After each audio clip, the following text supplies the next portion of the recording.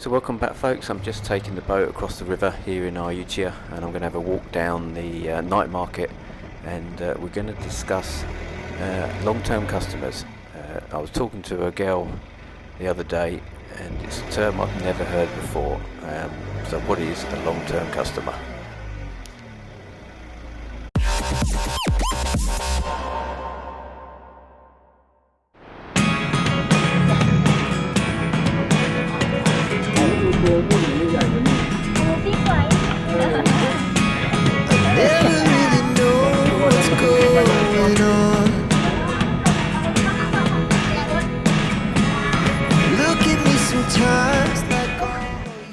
Good evening, folks, and welcome back to the channel.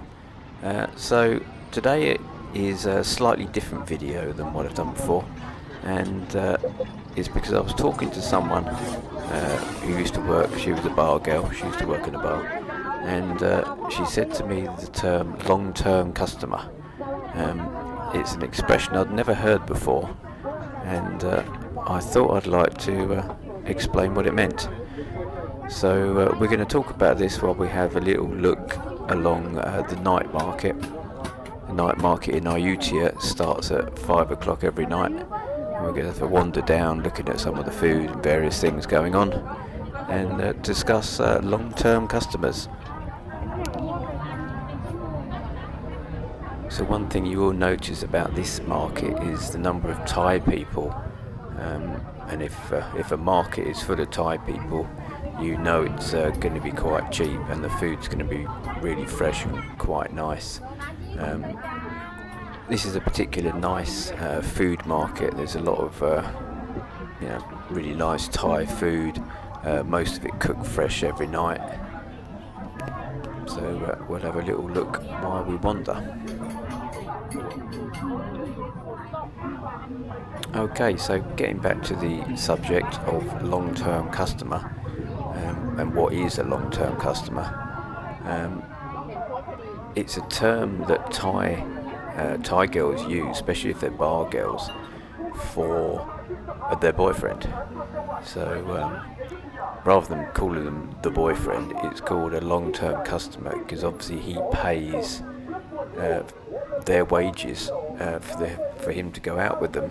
So if they are earning, say, 15,000-20,000 in the bar, then that's what he has to pay to keep them out of the bar. So whether he's actually living in Thailand or moved abroad somewhere, he would pay that every month for the lady to be his girlfriend. But I thought it was quite interesting that the girl doesn't refer to the man as the boyfriend. It was referred to as long-term customer.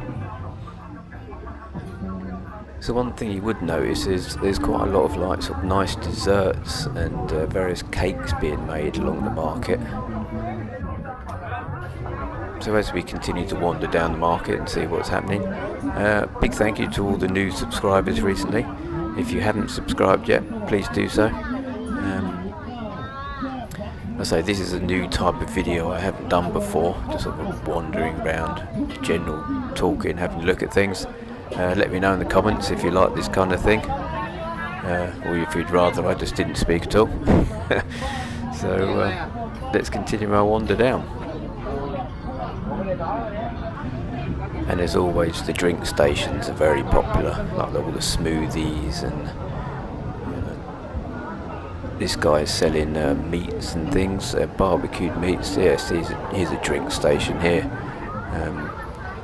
Thais seem to love their smoothies and iced coffees. So another question I asked my friend is, why would a young Thai girl want a foreign boyfriend? Is it literally just for the money? And she said, like, most girls sort of working in Pattaya and in sort of Bangkok in the bars and things, they wouldn't get a Thai boyfriend, or the only Thai boyfriends they would probably get would be like a bike taxi, or someone else working in a bar, like door staff and things like that. Because in Thailand it's all about different classes, and if you're sort of, however pretty you are, if you come for, a farming community up in the San, you're not going to get a sort of a well-to-do Thai boyfriend who, family might sort of own businesses, own property, own land.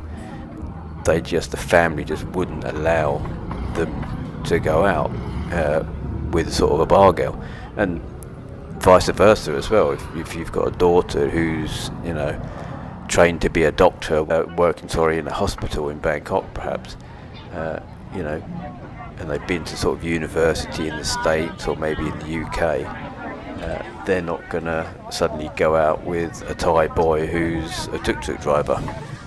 The families just would not allow it.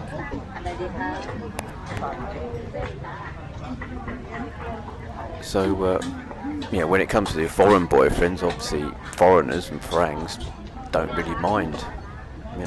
If you're a pretty Thai girl who's 10, 15 years younger than the man is, he's going to think happy days. He's not going to worry about, whether you live in Isan or not. And especially if he lives in Thailand, he's going to, probably happily pay your bar fines, and so you are that long-term customer, and then, happy days. So I said to her, surely, some girls make the transition, if you sort of suddenly meet someone and get on with them. And she said, the chances of anyone coming from a San, farming community, however pretty you are, however young they are, the chances of them marrying someone of a higher class, like a Thai boy, she said, is virtually zero. He said it just wouldn't happen. The families just wouldn't allow it. She said the best they could probably hope for, if they were a real good looker, would be sort of like a kept girlfriend on the side. So the guy would be married to his Thai wife, who's equal standing and probably works or brings the family up, and he might have a sort of a pretty bar girlfriend that he keeps on the side, pays her every month, and maybe even buys her an apartment. And when he goes round, or he'll ring her, he'll expect her to go and meet him instantly, drop everything, go and meet him for an afternoon of delights, whatever, and that's about the best they could manage. So that probably explains it a little bit more. I remember when I first started visiting Thailand, probably 10 years ago, and staying in the hotels, there was always a lot of older gentlemen with their younger Thai girlfriends. And I must admit, on some occasions, I thought, he's done well, and I couldn't really understand it. But now I get it. If however pretty you are, you're not going to get your Thai boyfriend, other than sort of a sort of a poorer working class bike taxi man, say, for instance. Well, there's nothing wrong with that whatsoever, don't get me wrong. But if the girls have got ambitions of buying houses and sort of going up in the world and maybe running their own businesses and things, then I suppose the Farangs, especially the Westerners, is the way to go. His face. Yeah. I notice there's still an awful lot of Thai people wearing the masks. Even sort of outside, they all seem to still mask up, which again is quite surprised, because you'll see them on a motorbike and they're wearing a mask, but they won't be wearing a crash helmet, which is a small bit bizarre. So I think that's about it for me. I'm going to leave you to enjoy the rest of the market. Like I say, if you haven't subscribed, please do so.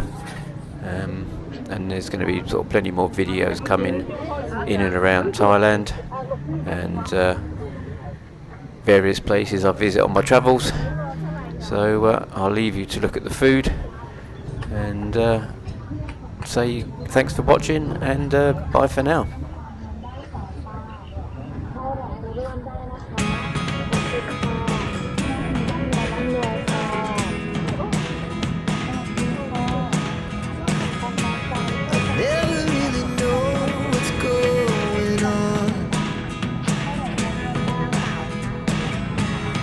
Looking